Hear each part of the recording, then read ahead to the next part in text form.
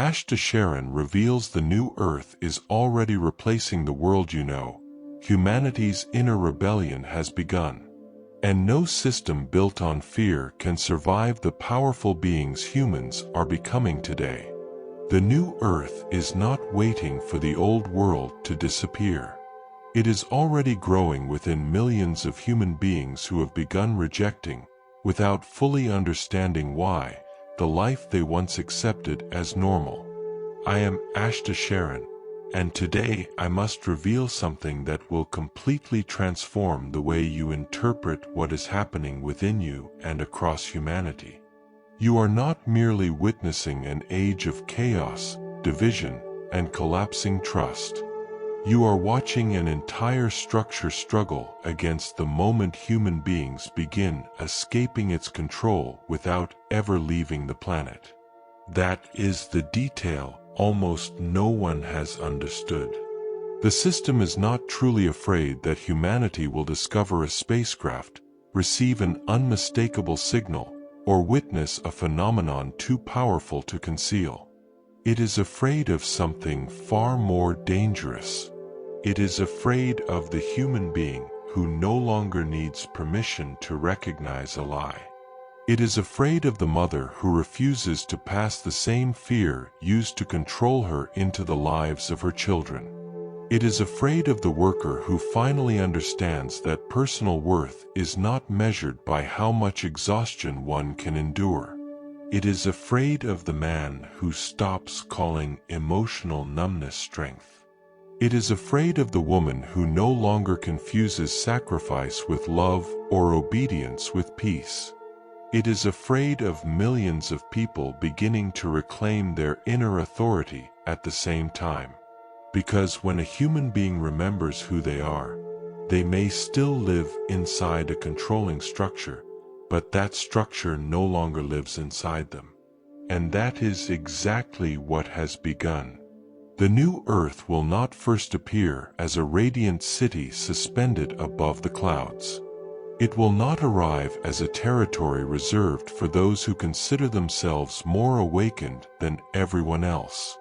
Nor will it be handed to humanity by an outside force while human beings continue repeating the same patterns of manipulation, competition, and domination.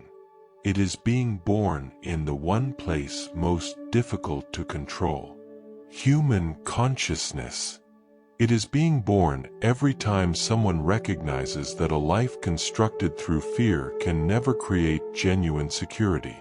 It is being born when a person dares to speak the truth without turning truth into cruelty.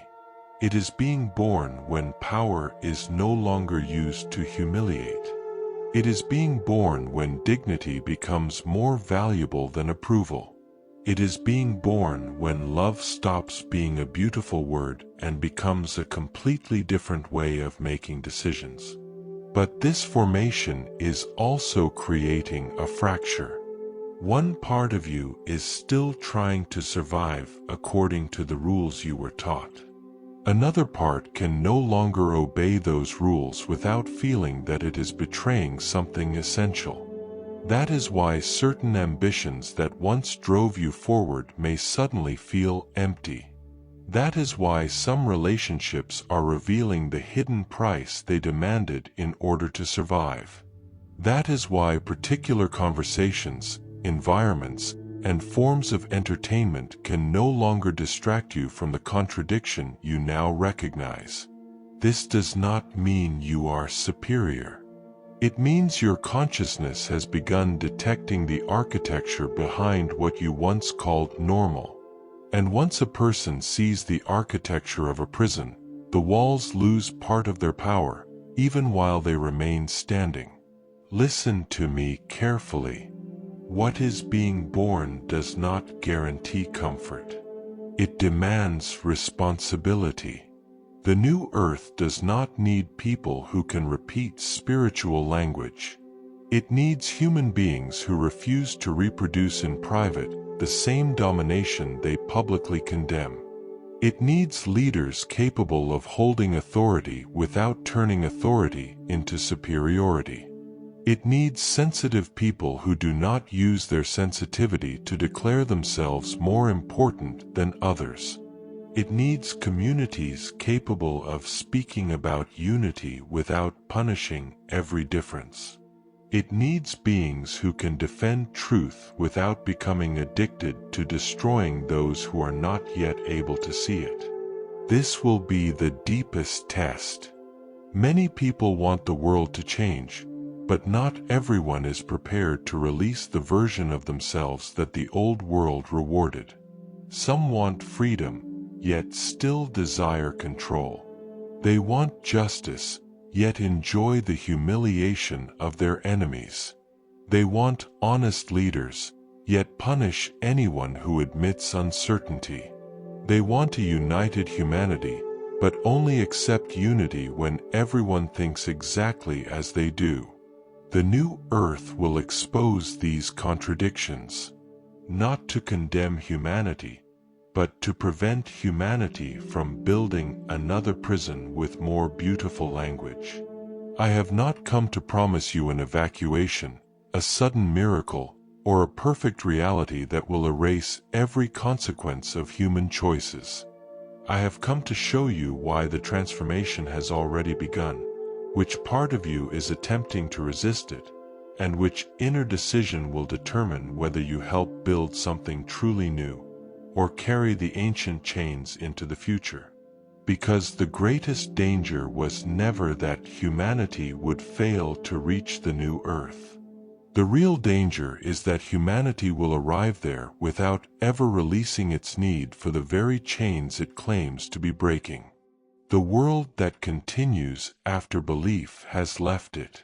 There is a stage in the life of every declining structure when its appearance remains powerful, but its inner legitimacy has begun to dissolve. The doors still open.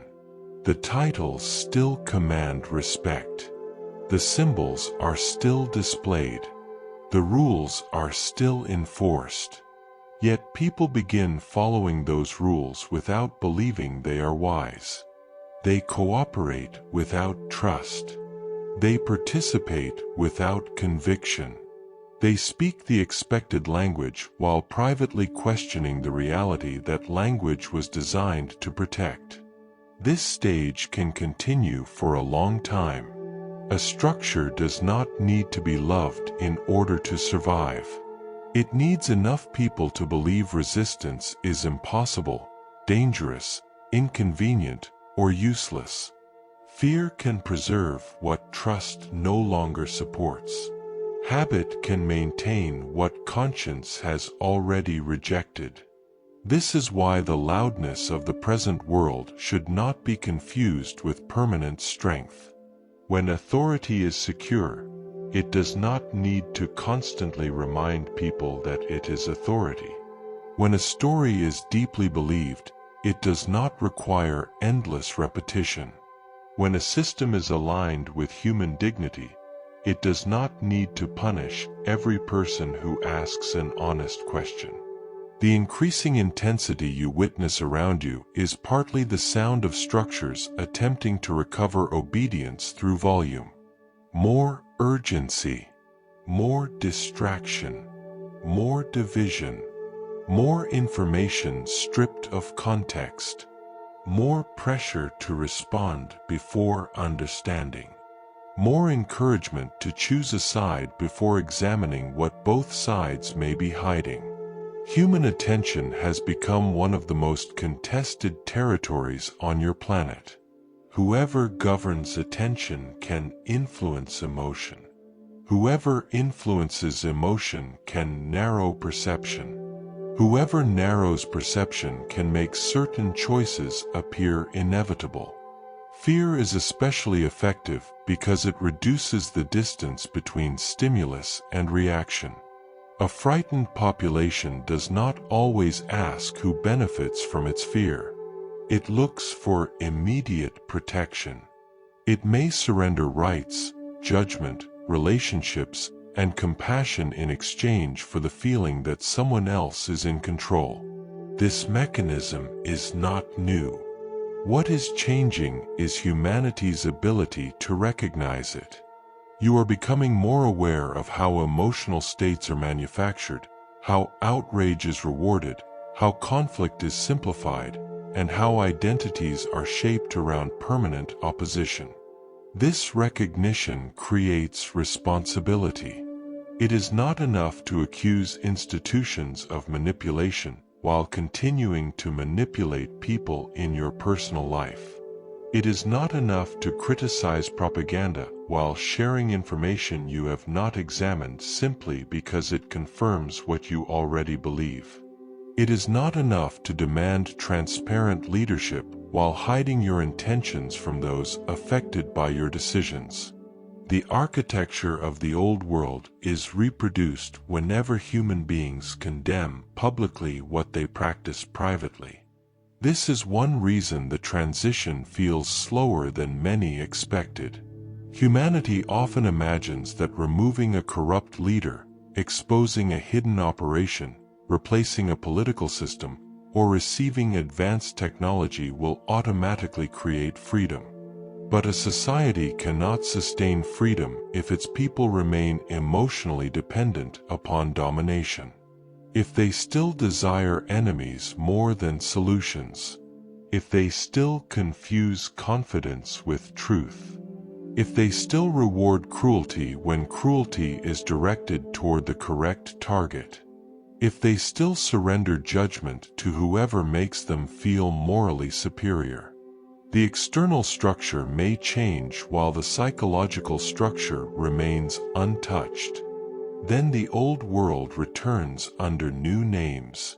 This has happened repeatedly in human history. Revolutions have overthrown rulers while preserving the logic of rule. Movements born from justice have become rigid when leaders discovered the emotional pleasure of obedience. Religions formed around compassion have built institutions that feared questions. Nations created in the name of freedom have denied freedom to those placed outside the circle of belonging. The problem was not always the original ideal. The problem was the unexamined human relationship with power. Power does not automatically corrupt every person, but it reveals what that person has not integrated. A fearful person may use power to eliminate uncertainty. A wounded person may use it to demand the recognition they never received. An insecure person may silence criticism because disagreement feels like annihilation. A person addicted to admiration may reshape truth in order to protect the image others have accepted.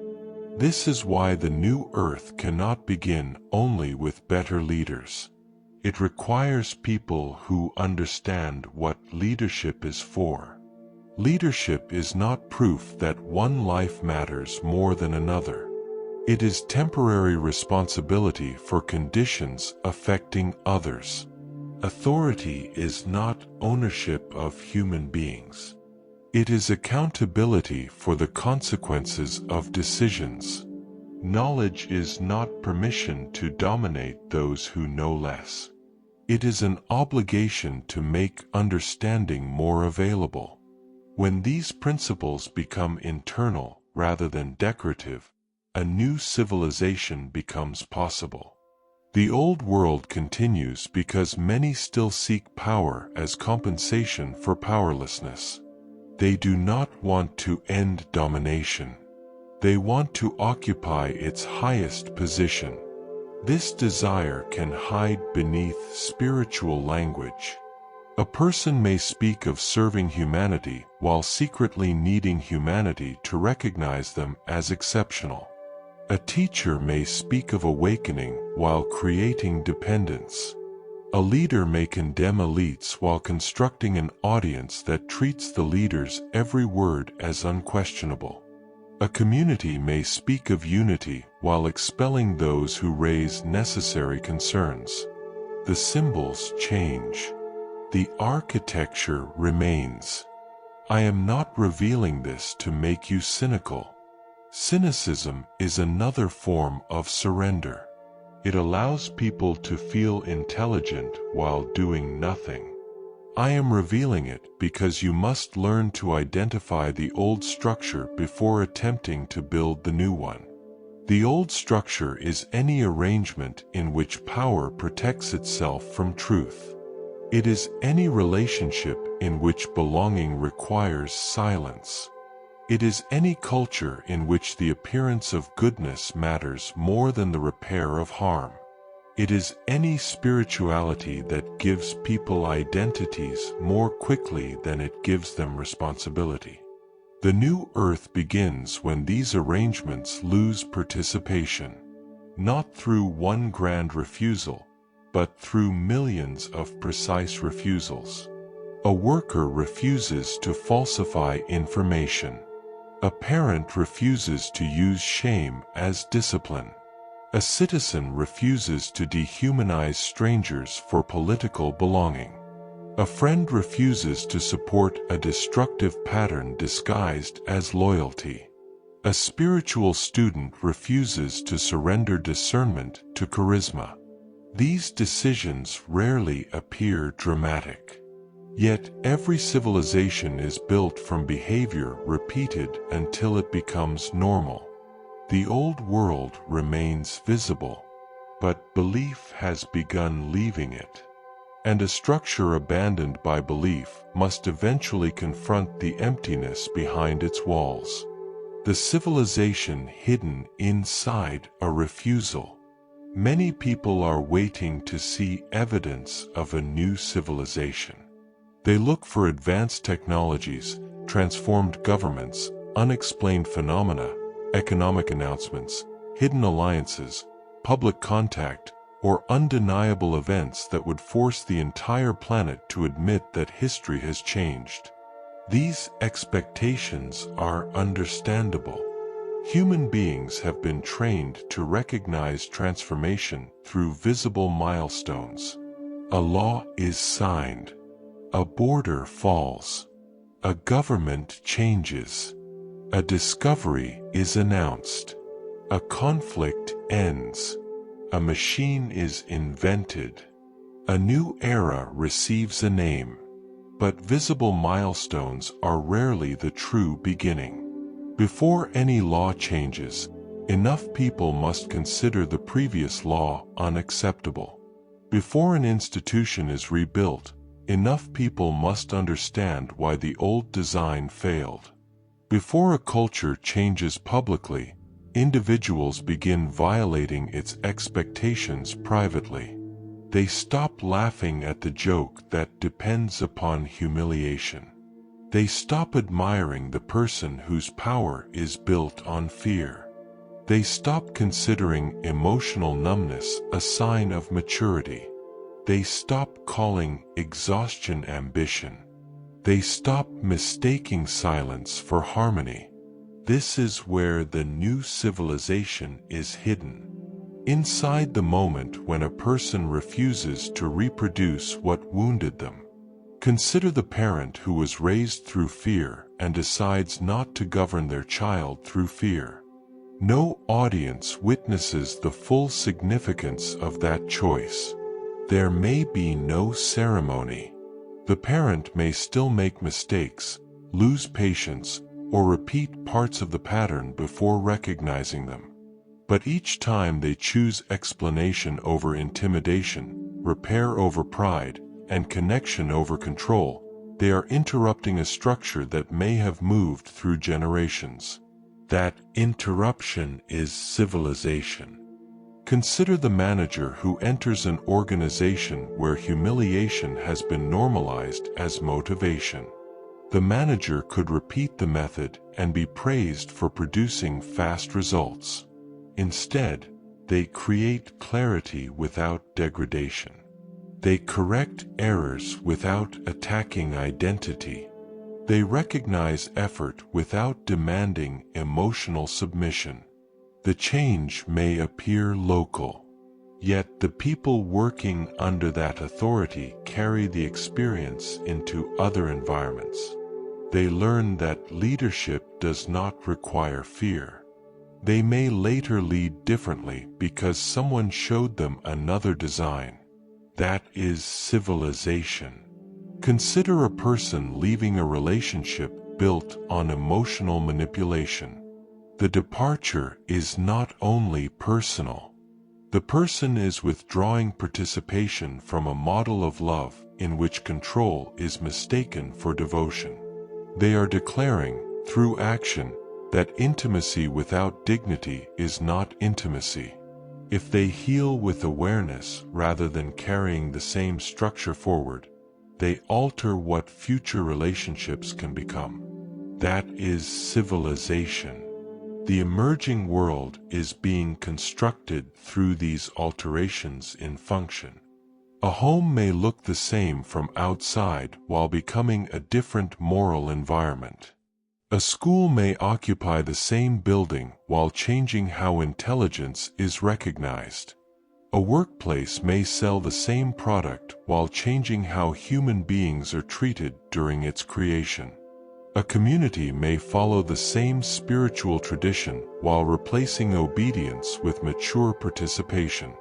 This is why transformation can be present before it becomes visually obvious.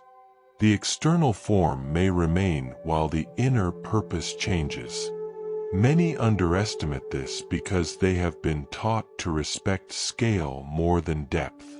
1 million people repeating a slogan appears significant. One person ending a generational pattern appears private. Yet slogans may disappear within weeks. An interrupted pattern can alter lives that have not yet been born. The future is shaped not only by what attracts the largest audience, but by what becomes impossible to continue within a single human conscience. There is a moment when you can no longer pretend not to know. Before that moment, you may participate unconsciously. After that moment, participation becomes a decision. This threshold is where responsibility begins. Responsibility is not the same as blame. You did not design every system affecting your life. You did not choose every wound, limitation, economic condition, cultural expectation, or historical burden you inherited. Some people possess far more power than others and therefore carry far greater responsibility for structural harm. But within the portion of reality you can influence, awareness asks something from you. What will you continue? What will you interrupt? What will you normalize through silence? What will you reward with attention? What will you teach through example? These questions are more powerful than waiting for the world to become pure enough for your participation to matter. The old order teaches helplessness in two opposite forms. The first says you are too small to change anything. The second says you must personally fix everything. Both create paralysis. You are not powerless. You are not all-powerful. Maturity lives between these illusions. You are responsible for the quality of influence you exercise within your real sphere. That sphere may be a household, a classroom, a workplace, a channel, a neighborhood, a friendship, a business, a community, or a single decision whose consequences reach farther than you can see. Do not underestimate the moral atmosphere you help create. People learn what is permitted by observing what receives no response. They learn whether truth is safe by watching what happens to the first person who speaks it. They learn whether compassion is real by seeing whether it survives inconvenience. They learn whether accountability is sincere by noticing whether it is applied to allies as well as opponents. They learn whether leadership can be trusted by watching what leaders do when no praise is available. You are teaching through participation. Even your silence teaches. This does not mean you must react publicly to every injustice or enter every conflict. Constant reaction can destroy discernment. Wisdom also knows when to observe, investigate, conserve energy, and choose the place where action is most useful. But there is a difference between conscious restraint and comfortable avoidance. You know the difference because one preserves clarity while the other requires self-deception. The new earth is hidden inside that distinction. It is hidden inside the refusal to call avoidance peace. It is hidden inside the refusal to call control love. It is hidden inside the refusal to call profit progress when the profit depends upon destruction no one is willing to name. It is hidden inside the refusal to use spiritual language to escape practical responsibility. Every refusal creates space. But refusal alone is not enough. After saying no to the old pattern, you must learn what to build in its place. Otherwise, anger becomes identity. Opposition becomes directionless. People become experts at describing what they reject, but remain unable to cooperate around what they desire. The new civilization will require more than critics. It will require designers, people capable of turning values into systems, compassion into policy, transparency into procedure, fairness into distribution, dignity into daily behavior, love into boundaries, freedom into responsibility. The civilization you seek is already present wherever this translation has begun. It is quiet because builders often work before monuments exist. Why the transition feels like a fracture. When one identity is no longer sufficient and another is not yet stable, human beings often experience the space between them as disorientation. You may know what you can no longer tolerate, but remain uncertain about what should replace it. You may recognize that an ambition was inherited rather than chosen, yet the loss of that ambition leaves an empty space. You may see that a relationship depends upon your silence, yet speaking honestly threatens the security the relationship once provided. You may understand that a career is consuming your health or integrity, yet practical responsibilities prevent an immediate departure. This is not a simple awakening. It is a negotiation between truth and consequence. Spiritual language often romanticizes such transitions. It tells people to abandon everything that no longer resonates, as though responsibilities, children, debts, legal realities, health needs, and economic limits were proof of insufficient faith. That advice can be irresponsible. Clarity does not always require immediate destruction of the life you have built. Sometimes it requires preparation, a plan, training, savings, documentation, a difficult conversation, professional advice, a sequence of small changes that eventually make a larger change possible. Courage is not proven by creating unnecessary chaos.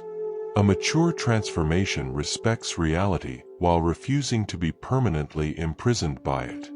This is one reason the formation of the new earth feels less dramatic than people expected.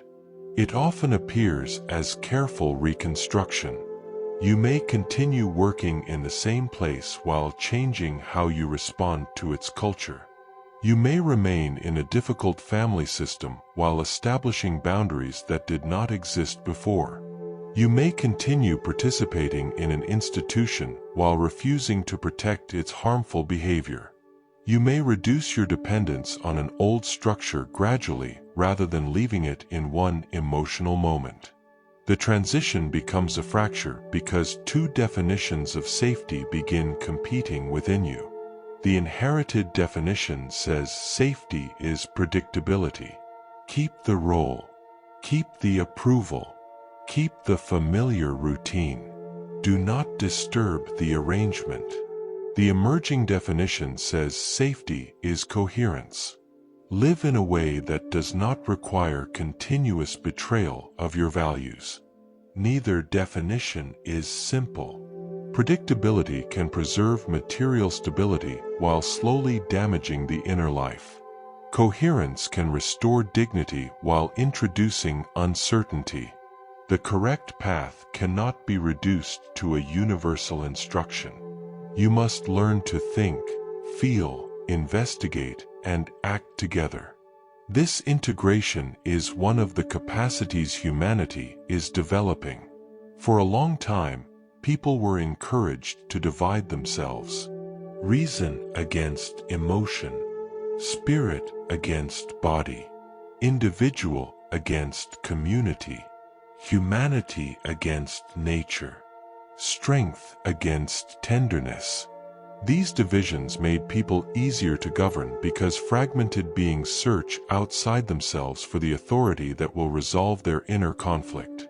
But you are not meant to eliminate one part of yourself in favor of another. Reason should examine emotion without mocking it. Emotion should inform reason without controlling it. The body should be heard without every sensation being turned into prophecy. Spiritual intuition should inspire inquiry rather than demand blind belief. This integration takes time. You will make decisions from fear and recognize them afterward. You will speak from an old wound while believing you are defending truth. You will establish a necessary boundary but deliver it with unnecessary cruelty. You will confuse exhaustion with intuition. You will confuse temporary relief with permanent alignment. These errors do not automatically invalidate your transformation. They reveal where transformation must become more precise. The old world taught many of you to hide mistakes because mistakes threatened belonging. Children learned to lie when honesty brought humiliation. Workers learned to conceal problems when organizations punished messengers. Leaders learned to protect image because public vulnerability was treated as weakness. Spiritual teachers learned to perform certainty because followers rewarded confidence more than integrity. The new earth requires a different relationship with error. Not celebration of irresponsibility. Not the erasure of consequences. Repair. Can you acknowledge what happened without immediately defending your intention? Can you listen to impact without making your shame the center of the conversation? Can you change behavior rather than merely changing language? Can you accept that another person may need distance even after you apologize? Can a community examine failure without sacrificing the vulnerable to protect its reputation? Repair is one of the most advanced forms of human intelligence because it requires identity to become larger than being right. A person who must always appear correct cannot learn. A system that must always appear successful cannot adapt. A civilization that cannot admit harm will repeat harm until collapse becomes unavoidable. The fracture you feel is partly the old identity losing the ability to defend itself through denial. Things you once excused now disturb you. Patterns you once called normal now reveal their cost. The person you once blamed for every problem may begin to appear more complex. The group you considered entirely correct may reveal contradictions. Your own behavior may become harder to justify. This can feel like losing certainty. In reality, you may be gaining honesty. Certainty is comforting because it reduces complexity. Honesty is demanding because it allows reality to remain larger than your preferred explanation. The new earth will not be built by people who know everything.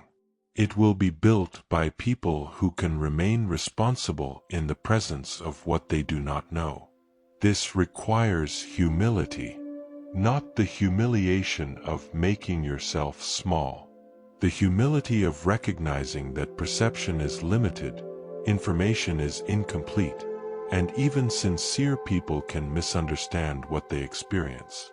You can trust your inner voice while still examining it. You can respect a spiritual experience without turning it into universal law.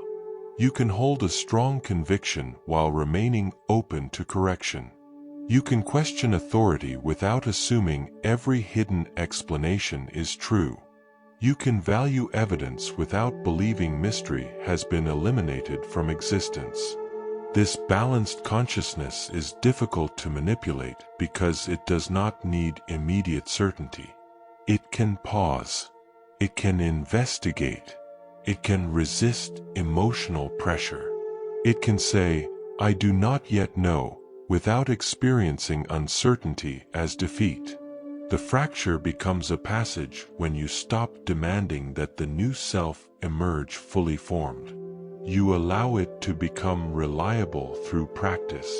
Every time you choose coherence over performance, it gains structure. Every time you repair instead of hiding, it gains strength. Every time you remain humane during conflict, it becomes more real. The transition is not destroying you. It is revealing which parts of your identity were built to survive a world you are no longer willing to reproduce. The dreams that rehearse an unfinished world.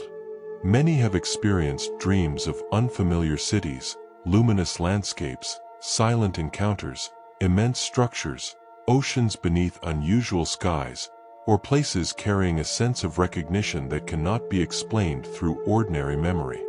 I will not tell you that every vivid dream is a literal journey to another dimension. The human mind is complex.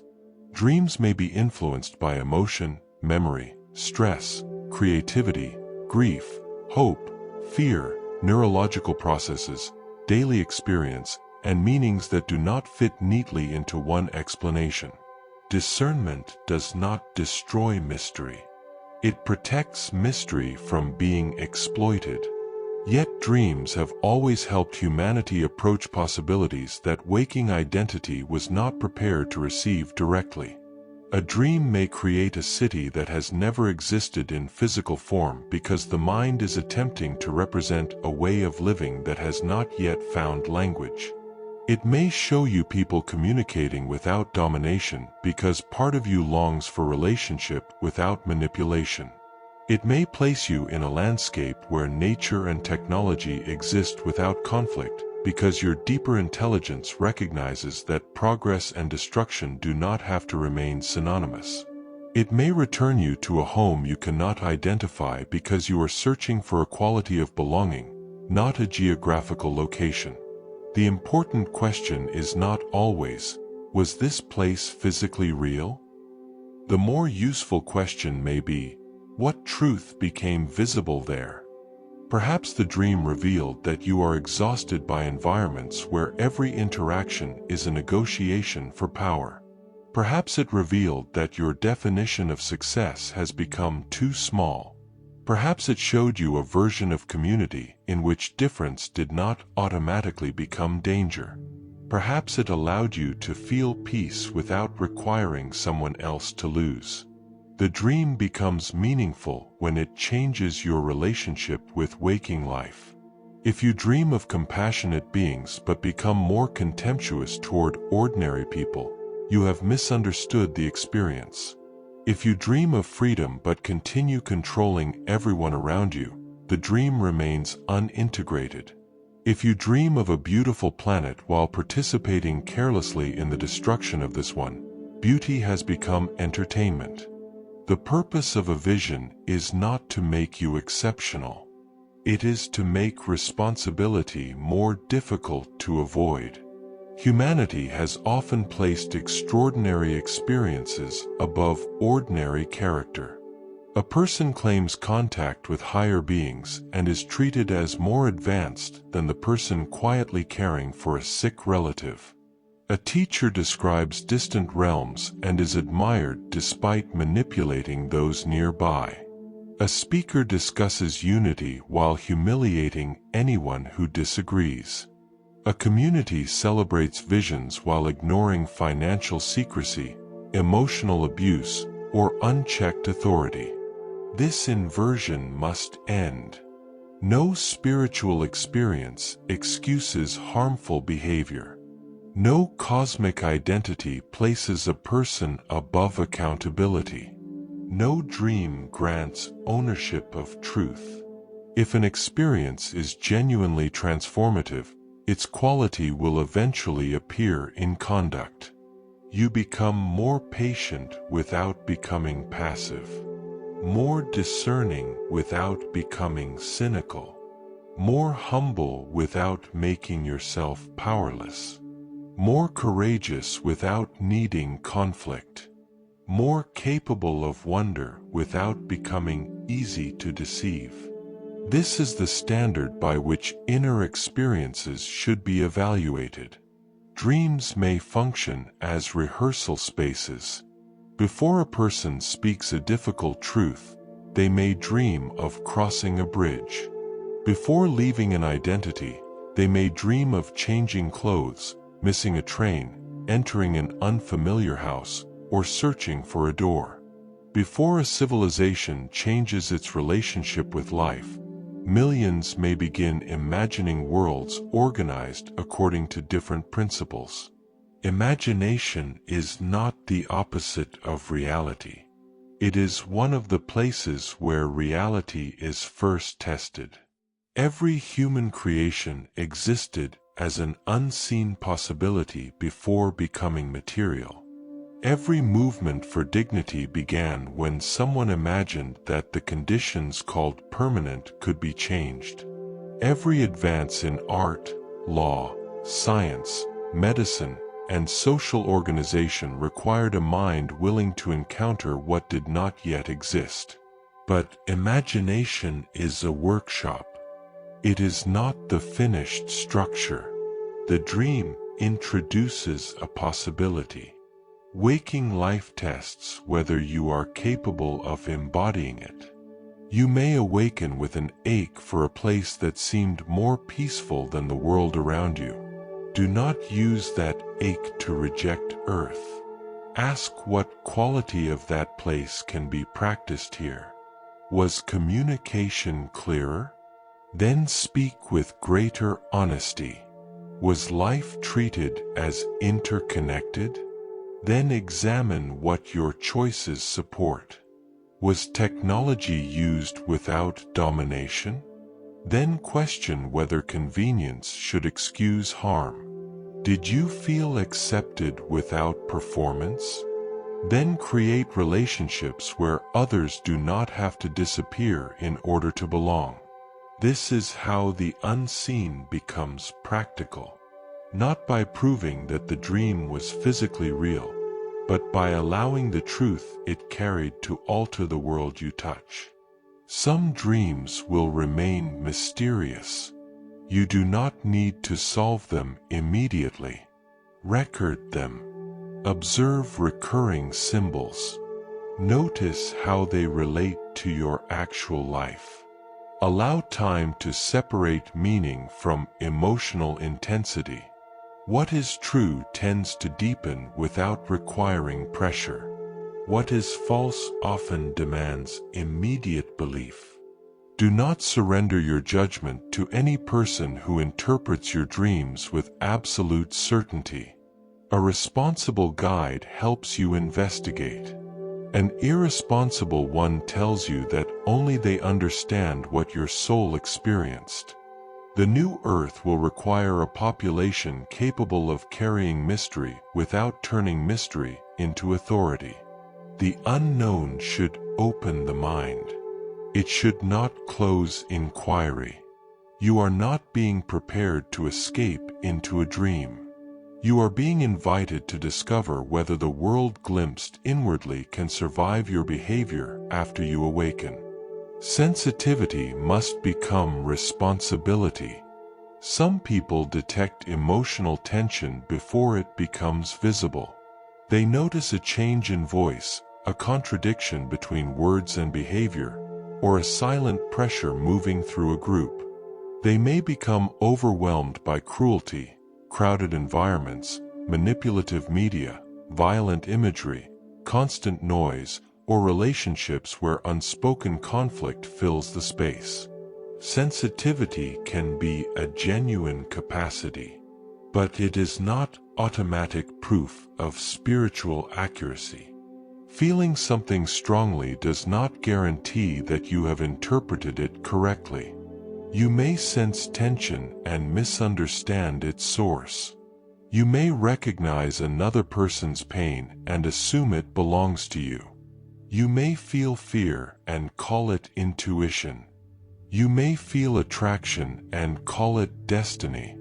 You may feel resistance and assume the situation is wrong when the resistance is actually protecting an old identity from growth. This is why sensitivity must mature into discernment. Discernment is not coldness. It is the ability to distinguish experience from interpretation. The experience may be real. The explanation may still require examination. This distinction protects you from two dangers. The first is self-doubt so complete that you dismiss every perception. The second is certainty so complete that every perception becomes truth. Neither extreme creates wisdom. The sensitive person needed for the emerging world is not someone who absorbs everything. It is someone who notices carefully and responds responsibly. Many have confused compassion with emotional absorption. They enter a room, feel another person's distress, carry it home, become exhausted, and interpret the exhaustion as evidence of love. But love does not require you to become the storage place for every unprocessed emotion around you. To understand another person does not mean surrendering your own center. To care does not mean accepting behavior that destroys you. To serve does not mean becoming necessary to everyone. There are people who build identity around being needed because being needed feels safer than being loved freely. They offer help before it is requested. They solve problems others must learn to face. They tolerate disrespect because leaving would threaten the role through which they feel valuable. They call this sacrifice. Sometimes it is fear of becoming unnecessary. The new earth requires care without possession. You support another person's capacity rather than making them permanently dependent upon yours. You listen without assuming ownership of their process. You assist without demanding gratitude as proof of worth. You say no when yes would create resentment, deception, or depletion. Boundaries are not the opposite of unity. They are what allow unity to exist without invasion. A boundary says, I recognize your humanity, and I will not participate in what damages mine. It does not require hatred. It does not require public humiliation. It does not require the belief that another person is spiritually inferior. It requires clarity. The old world often taught kindness as compliance. A compliant person is convenient. They do not challenge dysfunction. They preserve the mood. They absorb consequences. They apologize for needs. They remain available even when availability is destroying them. A kind person may behave differently. Kindness may speak the truth that compliance avoids. Kindness may end access. Kindness may report abuse. Kindness may refuse to support a destructive decision. Kindness may allow another person to experience consequences that constant rescue had prevented. Love without boundaries becomes confusion. Boundaries without humanity become punishment. The emerging world requires both clarity and compassion. This balance must also enter how you consume information. Sensitive people may become deeply affected by repeated exposure to violence, outrage, catastrophe, and manipulation. Being informed matters, but constant exposure does not automatically make you more responsible. Sometimes it makes you emotionally exhausted, reactive, and easier to control. You must learn the difference between awareness and saturation. Awareness gives you enough understanding to choose a response. Saturation keeps your nervous system activated while offering no useful direction. The old information economy profits from saturation. It does not always want you informed. It wants you unable to look away. Your attention is treated as a resource to be captured, measured, sold, and redirected. Protecting attention is therefore not selfish. It is part of sovereignty. What enters your mind repeatedly influences the emotional environment from which you make decisions. This does not mean surrounding yourself only with pleasant information or avoiding realities that disturb you. It means choosing when, how, and why you engage. Do not allow algorithms to decide the emotional rhythm of your life. Do not let outrage become the only evidence that you care. Do not mistake continuous reaction for meaningful action. A person who spends hours consuming suffering may feel morally involved while remaining practically immobilized. Sometimes the most compassionate response is not another hour of watching.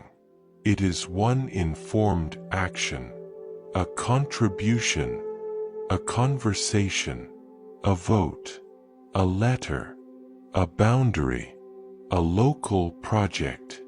Support for those already doing the work.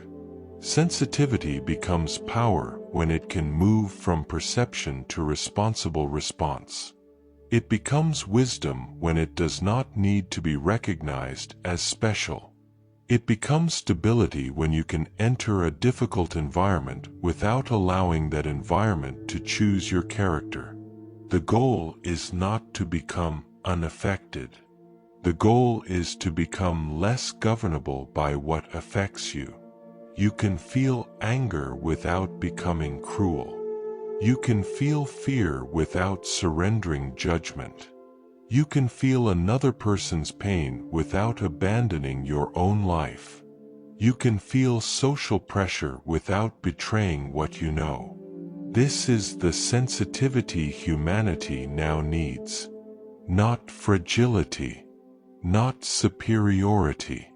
A consciousness open enough to perceive and rooted enough to remain free. What the land remembers about human arrogance. Human beings speak of land as though it were silent property.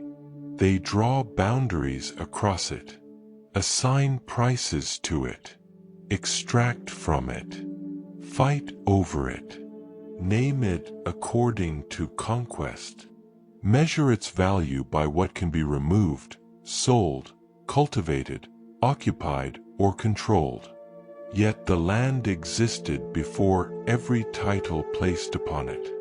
It will remain after those titles are forgotten. The mountains do not recognize the names of the institutions claiming ownership over them. Rivers do not become obedient because a document declares possession. Forests do not adjust their ecological limits to accommodate political ambition. The living world does not negotiate with human denial. It responds through consequence.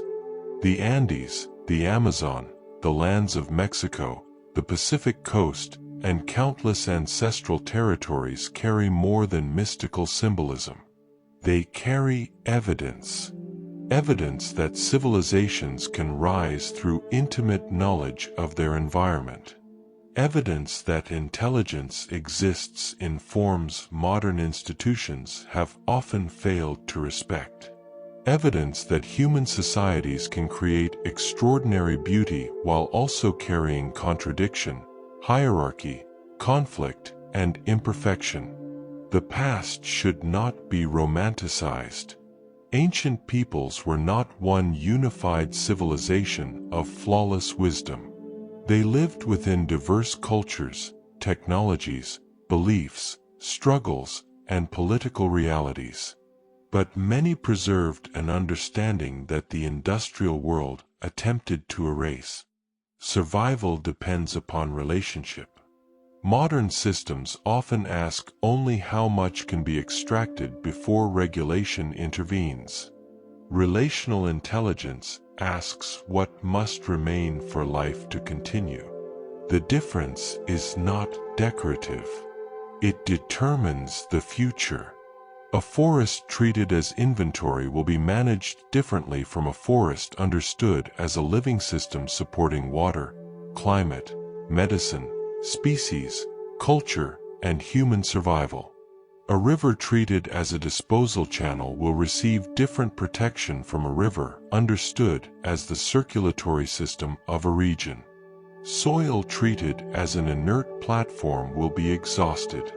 Soil recognized as a living community will be cared for differently. The new earth cannot be built by people who celebrate the planet spiritually while destroying it materially. There is no advanced consciousness in praising sacred water while ignoring contamination. There is no planetary service in speaking of Mother Earth while purchasing without concern for labor, extraction, waste, or ecological consequence. There is no unity in using indigenous words while refusing to hear indigenous communities when they defend their territory. The land is not an object for your personal activation. Sacred places are not spiritual entertainment. A powerful feeling in an ancestral site does not make you an authority over its history. Respect requires more than emotion. It requires humility, learning, consent, support, and recognition of living communities rather than fascination only with their ancestors. Humanity must move from ownership toward relationship. Ownership asks, "What can this give me?"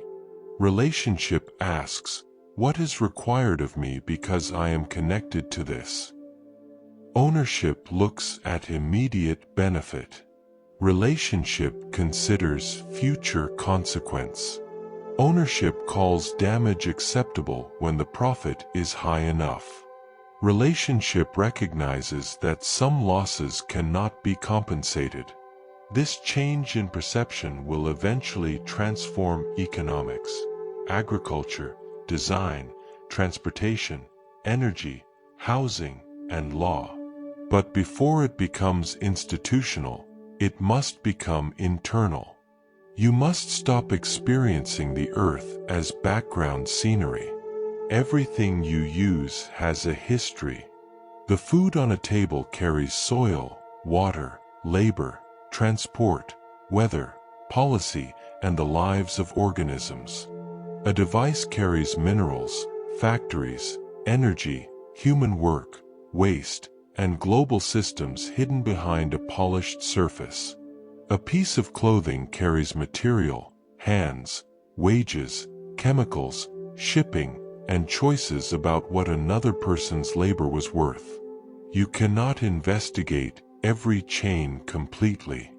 But conscious living begins when convenience is no longer mistaken for innocence. This awareness should not become paralyzing guilt. Guilt that produces no wiser action becomes another form of self-absorption. The purpose is participation with greater honesty. Use what you have with care. Waste less where possible. Support better systems when accessible. Learn what your consumption strengthens.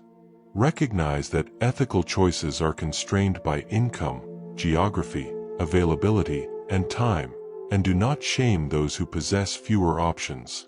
Responsibility must always understand unequal power. A household reducing waste does not carry the same responsibility as an industry producing destruction at massive scale. Yet personal awareness can help create the public pressure through which larger systems become accountable. The land teaches scale.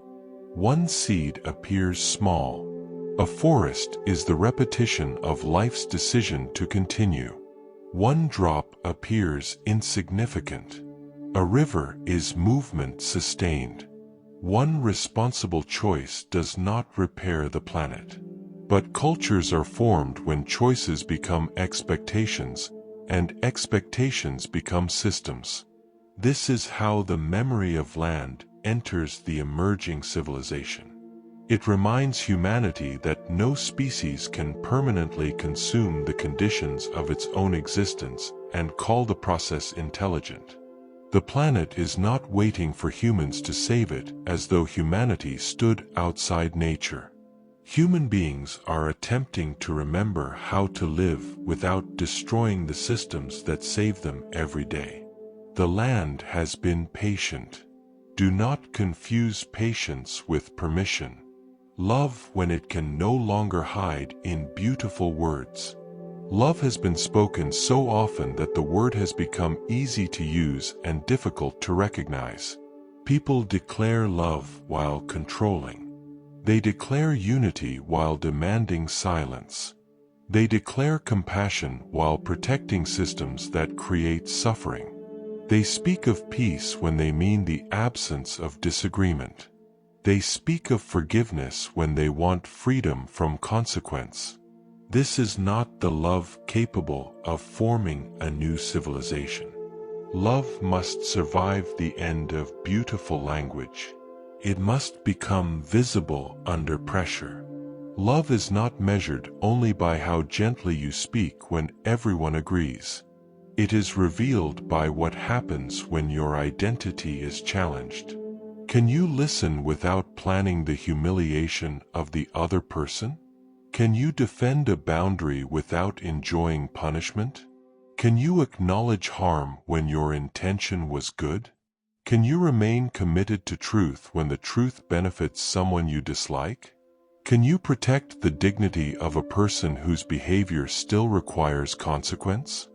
These are difficult questions because love without difficulty is often sentiment. Sentiment matters. Affection, tenderness, comfort, and emotional connection are precious parts of human life. But a civilization cannot be built from emotion alone.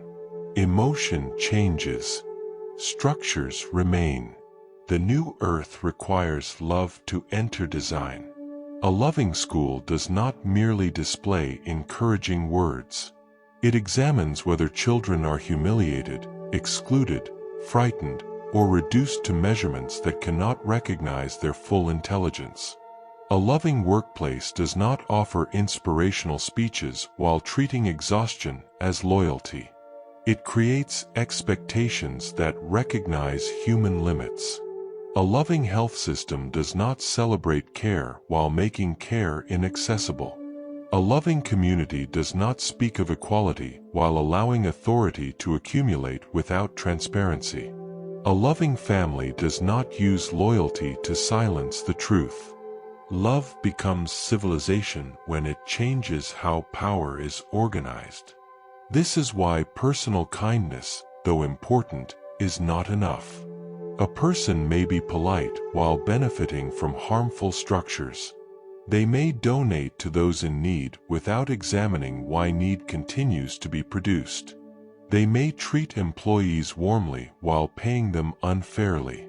They may speak compassionately while avoiding every decision that would redistribute comfort, time, recognition, or authority. Love must become more than generosity after harm. It must question the design creating harm. This does not mean every individual can transform every system. It means values must eventually become structural, or they remain dependent upon the mood of those in power. A kind leader may create temporary safety. A just structure protects people after the leader leaves. This distinction is essential. Humanity has repeatedly depended upon exceptional individuals rather than building accountable systems. People search for a good ruler, a pure teacher, an incorruptible leader, or a savior who will use absolute authority benevolently. But absolute authority remains dangerous even in the hands of someone admired. The new earth cannot depend upon the permanent goodness of one personality.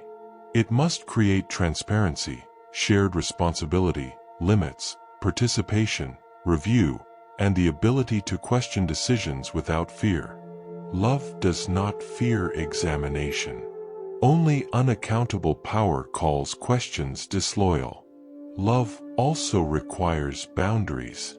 Many people have remained in destructive conditions because they were told that spiritual maturity means endless tolerance. It does not. You can recognize the humanity of another person while denying them access to harm you. You can forgive inwardly without restoring a relationship that remains unsafe. You can understand the wound beneath someone's behavior without allowing that wound to govern your life. You can wish for another person's growth while refusing to participate in their denial. Forgiveness is not the erasure of memory. It is not the cancellation of justice. It is not a command to reconnect. At its deepest, forgiveness releases your identity from permanent captivity to what occurred. But it cannot be demanded by the person who caused the harm. Demanded forgiveness is often another attempt at control. The emerging civilization must learn the difference between mercy and avoidance. Mercy does not deny consequence. It refuses unnecessary cruelty. Justice does not require hatred. It requires protection, accountability, repair where possible, and transformation of the conditions that allowed harm. There will be moments when separation is necessary. There will be people who refuse responsibility. There will be systems that resist reform because exploitation is central to their function. Love does not ask you to remain passive before these realities. It may require protest, exposure, legal action, collective organization, withdrawal, refusal, defense. The presence of love does not mean the absence of forceful action. It changes the purpose of action. The goal is not the emotional pleasure of destruction. The goal is the protection of life and dignity. This distinction is difficult because anger can become intoxicating. Anger can provide energy, clarity, and the courage to interrupt harm. But anger can also begin demanding enemies in order to preserve itself. A movement may start by opposing dehumanization and eventually dehumanize anyone who questions its methods. A spiritual community may reject oppression and create a new class of people considered less evolved. A political group may defend freedom only for those who share its identity. When this happens, the old world has entered the new banner. Hatred does not become sacred because its target appears deserving. Contempt does not become wisdom because it is spoken by someone claiming higher consciousness. The love required now is disciplined enough to oppose without becoming what it opposes. It remembers that accountability exists to protect life, not to satisfy the appetite for humiliation. This love is not weak. It is one of the most demanding powers a human being can practice. It asks you to remain human when cruelty would feel easier. It asks you to tell the truth when silence would preserve approval. It asks you to release a relationship without rewriting the other person as a monster merely to justify leaving. It asks you to admit that someone you oppose may still possess a truth you need to hear. It asks you to extend the dignity you demand for yourself to people who cannot reward you. This is love after sentiment ends. Not a feeling floating above human conflict. A way of structuring power so that life does not depend upon the kindness of whoever happens to be in control. The rescue that would only rebuild the prison. Many people look toward the sky because they have lost faith in the systems operating on the ground. They hope that benevolent beings, advanced civilizations, hidden alliances, or forces beyond public knowledge will intervene. This hope often comes from exhaustion rather than foolishness. Humanity has witnessed war, exploitation, corruption, ecological destruction, inequality, manipulation, and suffering repeated across generations. People ask why a more advanced intelligence would remain silent. They ask why help has not arrived in a form no government could conceal and no institution could distort. I understand the longing beneath these questions. But rescue without transformation would not create freedom. It would create dependence upon a more powerful rescuer. If a fleet appeared and solved every political, economic, environmental, and technological problem while humanity remained psychologically unchanged, what would happen next? People would compete for access to the rescuers. Institutions would attempt to control the interpretation of their arrival. Religious and political groups would claim exclusive understanding. Markets would form around new technologies. Charismatic individuals would declare themselves appointed intermediaries. Fear would produce new obedience. The same human patterns would reorganize themselves around a larger power. The prison would become more impressive. This is why intervention, within the spiritual framework through which I speak, cannot be understood as replacing human responsibility. Assistance that destroys sovereignty is not liberation. A parent who performs every task for a child may reduce immediate difficulty while preventing maturity. A leader who makes every decision for a population may create temporary order while weakening the population's capacity to govern itself. A spiritual authority who provides certainty for every question may relieve anxiety while creating dependence. True assistance increases capacity. It does not make the recipient permanently smaller. The highest form of support does not ask, "How can I become indispensable?" It asks, "How can this being become more capable of standing in truth?" Humanity is not being abandoned, but neither is it being excused from becoming responsible for the power it already possesses. You have technologies capable of feeding, educating, connecting, treating, and supporting vast populations. You also use technology to manipulate attention, intensify division, automate violence, extract wealth, and escape consequence. The problem is not simply insufficient advancement. It is the consciousness directing advancement. More powerful tools in the hands of unintegrated beings do not automatically create a better world. They magnify intention. A tool of communication can educate or deceive. A system of artificial intelligence can expand access or concentrate control. A medical discovery can relieve suffering or become inaccessible through profit. Energy technology can reduce destruction or generate new forms of dependency. Either accept everything or trust nothing. Either worship experts or dismiss knowledge. Either support a group completely or become its enemy.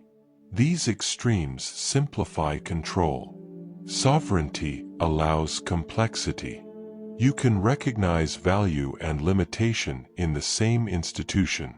You can appreciate a leader's contribution while opposing a harmful decision. You can revise your opinion without experiencing revision as humiliation. You can leave a belief without rewriting your entire past as meaningless. This flexibility is strength. A rigid identity breaks when reality contradicts it.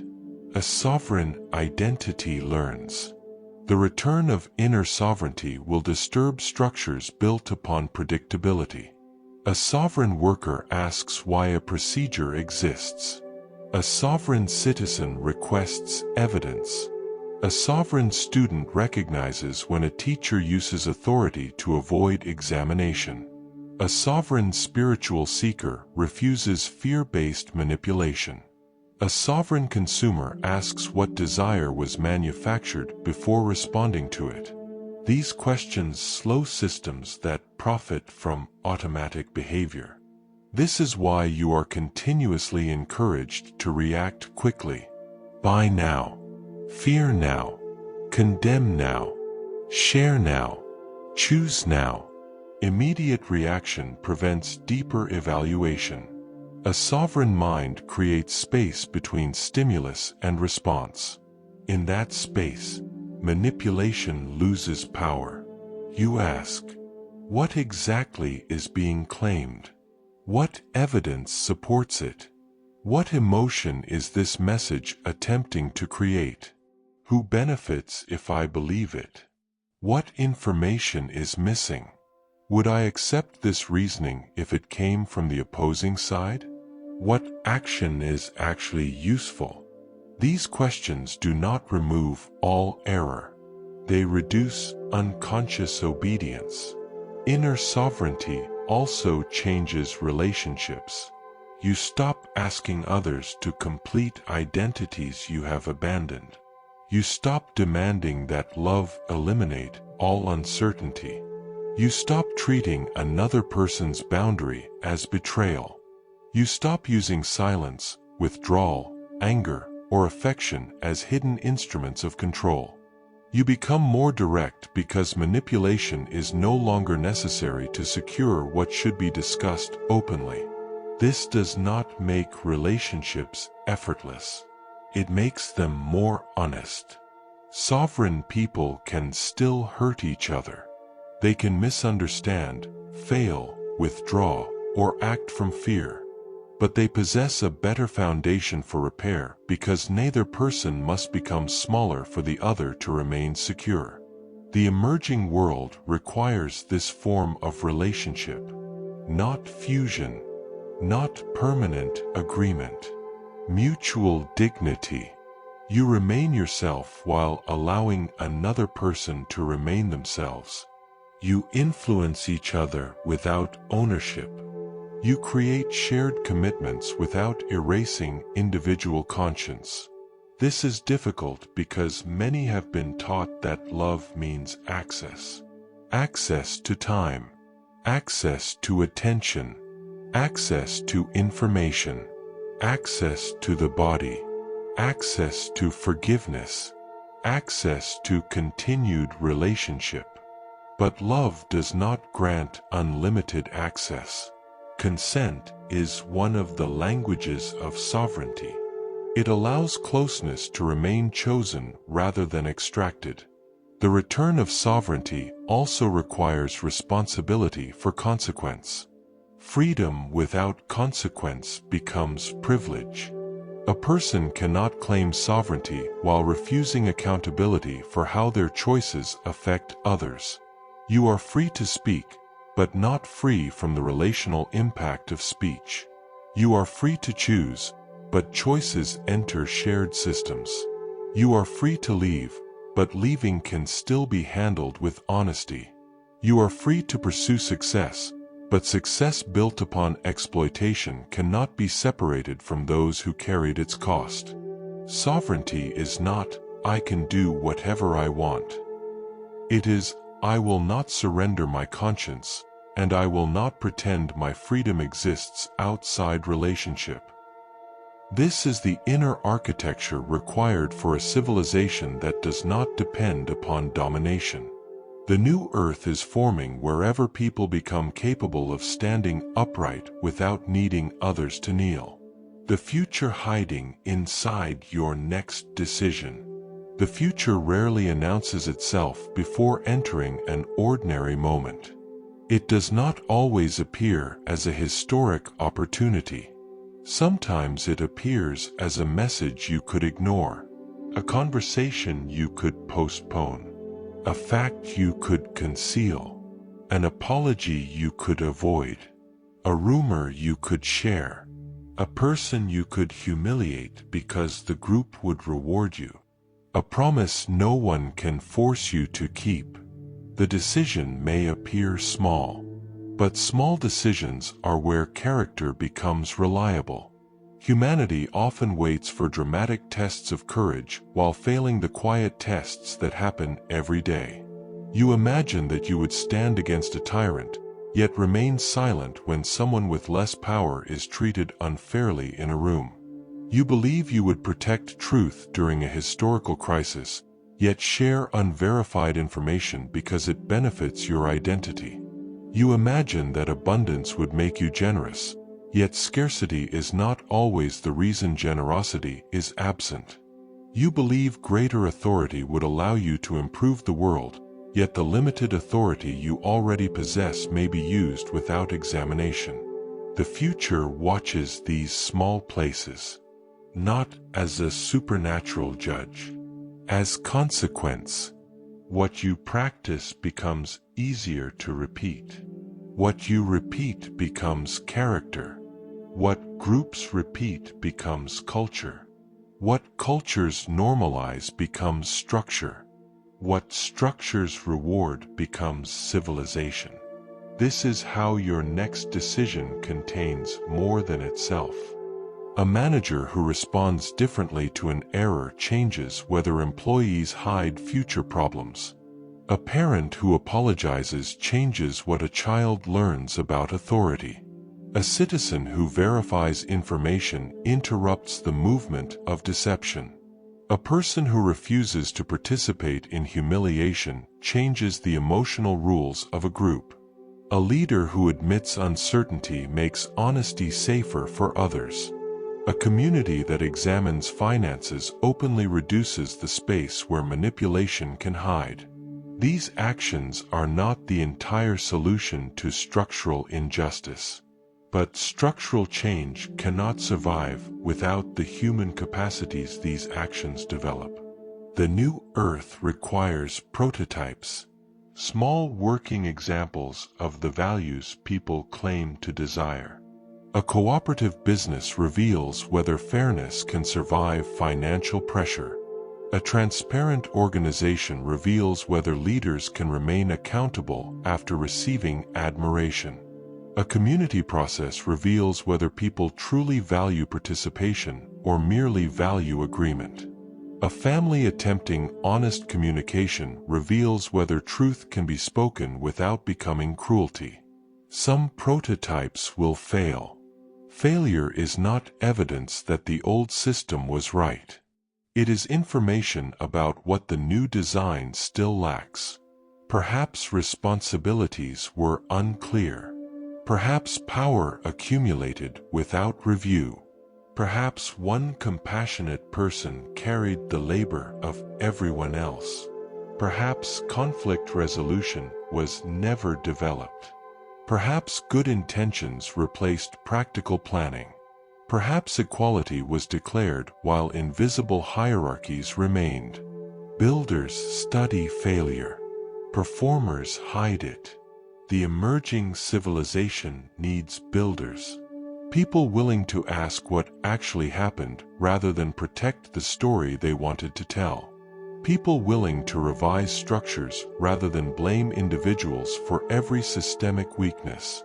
People willing to accept that noble values require skill. Cooperation requires communication. Transparency requires accessible information. Fairness requires methods of distribution. Restorative justice requires protection, accountability, trained facilitation, and recognition that not every relationship can or should be restored. Good intentions are not finished architecture. They are raw material. This understanding should not discourage you. It should free you from the fantasy that you must become perfect before contributing. You are allowed to learn. You are allowed to discover that your first attempt was incomplete. You are allowed to change your mind when greater understanding arrives. The old world tells you that changing your mind is weakness because rigid identities are easier to organize into conflict. The emerging world recognizes revision as intelligence when revision is based upon truth rather than convenience. Your next decision does not need to transform the entire planet. It needs to stop strengthening what you claim to oppose. This is a powerful beginning. Do not condemn manipulation while manipulating. Do not condemn exploitation while exploiting those who cannot challenge you. Do not condemn silence while punishing anyone who speaks honestly about your behavior. Do not condemn division while treating disagreement as evidence that another person has no value. Do not speak of awakening while refusing to awaken from your own self-protection. The future does not need your performance. It needs your increasing coherence. Coherence means the person speaking about dignity becomes more dignified in conflict. The person speaking about truth becomes more honest when honesty is costly. The person speaking about love becomes less willing to use affection as control. The person speaking about freedom becomes more capable of allowing others to choose differently. Coherence is not perfection. It is the reduction of distance between your declared values and your practiced behavior. This distance will never disappear completely. Human beings remain complex. But when the distance becomes visible and you respond through repair rather than denial, the new world gains material. You may wonder whether enough people are changing. Do not depend entirely upon visible evidence. Human history often recognizes transformation late. A belief can spread quietly for years before institutions notice that the population no longer accepts the old assumption. A generation can develop new expectations before laws adapt.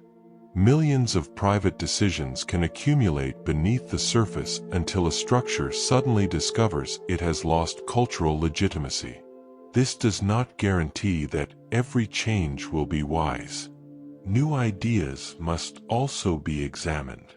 The future can produce new forms of control if novelty is mistaken for goodness. Technology can centralize authority even while promising freedom. Communities can become intolerant while claiming to protect truth. Movements can reproduce the hierarchies they oppose. Therefore, the standard is not whether something is new. The standard is what kind of human relationship it creates. Does it increase dignity? Does it distribute or concentrate power? Does it encourage participation or dependency? Does it protect life? Does it remain open to examination? Does it create responsibility proportional to influence? These questions are part of the blueprint. The future is not an empty destination. It is the accumulation of answers. I began by telling you that the first evidence of a world ending is not always destruction.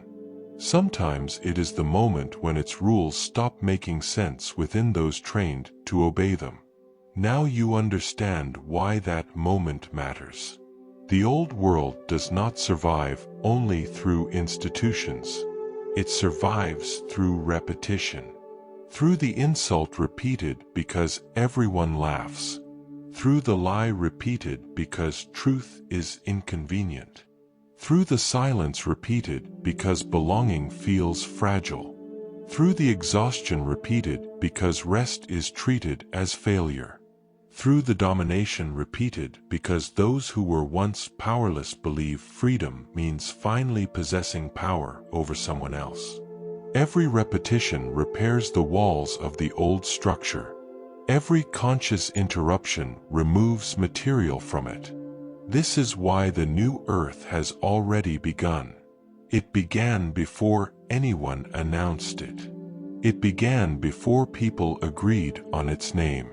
It began wherever a human being recognized an inherited pattern and decided that survival was no longer enough reason to continue it. It began when dignity became more important than approval, when truth became more valuable than image, when love stopped meaning endless tolerance and became the courage to create conditions where life could remain whole, when sovereignty stopped meaning isolation and became the ability to participate without surrendering conscience, when spirituality stopped being an escape from humanity and became a deeper responsibility toward it. You may still look around and see the same streets, the same conflicts, the same institutions defending themselves, the same industries extracting attention, the same leaders speaking in the language of certainty, the same people repeating explanations they inherited. Do not confuse familiarity with permanence. A room can remain physically unchanged after someone opens a hidden door. The furniture is still there. The walls still stand. But the meaning of the room is different because departure has become possible. Humanity has discovered such a door. The door is not in the sky. It is not controlled by governments. It is not reserved for a spiritual class. It is the moment in which awareness becomes responsibility. Once you recognize the door, you must decide whether to walk through it in practice. You walk through when you stop demanding that others become smaller so you can feel secure. You walk through when you refuse to use fear as proof. You walk through when you examine information that flatters your identity as carefully as information that threatens it. You walk through when your demand for accountable leadership includes accountability in the places where you possess authority. You walk through when you protect the living world materially rather than praising it only symbolically. You walk through when you understand that another person's humanity does not disappear because their behavior requires a boundary. You walk through when you repair what you can, release what cannot continue, and stop calling denial peace. No being can perform this crossing for you. Assistance may surround humanity in forms you recognize and forms you do not. Inspiration may arrive. Unexpected alliances may form. Knowledge may emerge. Technologies may develop. Truth may become visible in places where secrecy once appeared absolute. But nothing authentic will remove the need for human maturity. You are not being trained to become obedient recipients of a perfect civilization. You are becoming capable of building and protecting one. This is why the process is slow enough to reveal character. A world delivered instantly could be inherited without understanding. A world formed through practice becomes part of those who create it. Do not mistake this for a command to carry the entire planet upon your shoulders. That burden would crush discernment and turn love into self-destruction. You are not responsible for everything. You are responsible within reality, for the power you possess, for the truth you understand, for the commitments you make, for the influence you exercise, for the patterns you knowingly continue, for the repair available to you. There will be days when your contribution appears insignificant. You will tell the truth and see no immediate change. You will establish a boundary and feel grief rather than freedom. You will act with integrity and watch someone less honest receive the reward. You will attempt cooperation and encounter ego. You will protect your attention and still feel the noise of the world. You will choose compassion and discover that compassion does not guarantee agreement. Do not measure every aligned decision by immediate comfort. Some decisions become meaningful because they refuse to purchase comfort with self-betrayal. The new earth is not a place where difficulty disappears. It is a civilization in which difficulty is no longer automatically answered through domination. Conflict remains, but humiliation loses legitimacy. Power remains, but secrecy is no longer considered its natural right. Difference remains, but difference is not automatically converted into an enemy. Technology remains, but human worth is not surrendered to efficiency. Leadership remains, but leadership becomes answerable to life. Love remains imperfect, but it becomes more honest. This world is unfinished. That is not evidence of failure. It means your participation matters. You are standing at a point where two civilizations overlap. One continues through fear, extraction, performance, and obedience. The other begins through discernment, relationship, repair, and responsibility.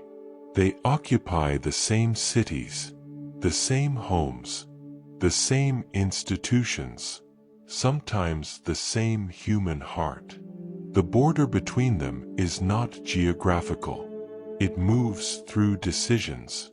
Each time you act from the pattern you have outgrown, the old world receives another day of life. Each time you choose the deeper integrity now asking to be embodied, the emerging world gains structure. This is not about declaring yourself awakened. The person most certain of their awakening may still be governed by pride. The person who has never used spiritual language may already be living with extraordinary courage, fairness, and compassion. Do not measure the future by identity. Measure it by relationship. How do people use power? How do they respond to truth? How do they treat those who cannot reward them? How do they act when no audience is watching? How do they repair what their actions have damaged? These questions reveal the civilization already living within them. I am Ashtar Sheran, and I do not ask you to wait for a spectacular confirmation that the process has begun. The confirmation is the growing impossibility of living unconsciously without feeling the cost. The confirmation is the human being who can no longer admire domination. The worker who can no longer call exploitation opportunity. The parent who can no longer call fear discipline. The leader who understands that authority without accountability is merely control wearing formal clothing. The seeker who no longer gives away discernment in exchange for certainty. The citizen who refuses to hate on command. These are not isolated changes. They are foundations. One day, visible systems will be forced to reflect what enough human beings have already become unwilling to betray. Laws follow consciousness slowly. Institutions recognize moral change late. History announces transformations after ordinary people have carried them invisibly for years. You may be living within those invisible years now. Do not waste them waiting for history to recognize you. Build what is within reach. Protect what is alive. Examine what you believe. Use power carefully. Speak truth without becoming cruel. Leave what requires your disappearance. Repair what your pride once defended. Create relationships in which freedom and responsibility can occupy the same space. And remember the hidden door inside the familiar room. It was never locked by the sky. It remained closed only while humanity believed the walls were the entire world. The new Earth will not appear when another planet replaces this one. It will appear when human beings finally become incapable of rebuilding the prison inside every freedom they receive.